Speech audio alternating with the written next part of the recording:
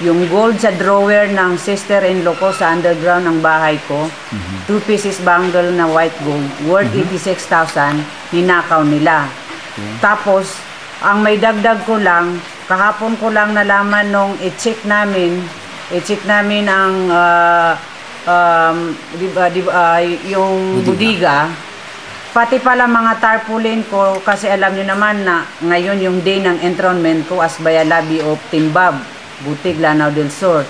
Yung hindi pa na-frame na mga tarpaulin ko, kinuha nila, doon nila na binalot yung 5 pieces na liabi tubo.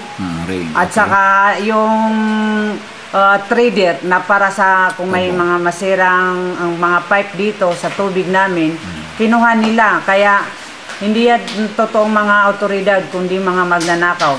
At meron pa din po daw na 2 nakabunit na nagagay doon sa mga pulis? Meron. Meron din. So, itong masasabi natin, Madam, meron ba tayong ihain na kaso laban doon sa mga otoridad na sinasabi nila? Meron, kasi una-una, yung 2 minor de edad na tinali nila at saka pinadapa, tinadyakan, bawat tanong, isang tadyak, ano ko yun sa HR. Okay.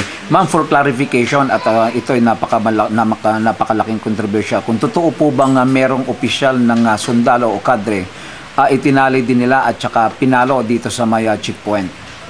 Totoo. Okay. Sa katunayan nga, nagalit yung yung head ng mga army nung malaman nila na ganun ang ginawa nila kay Corporal Babad. Bada, oo. Tsaka kay yung isa, Ma'am, Ernesto. Yung Corporal Ernesto. Yung isang corporal. 2 corporal bali ng sundalo.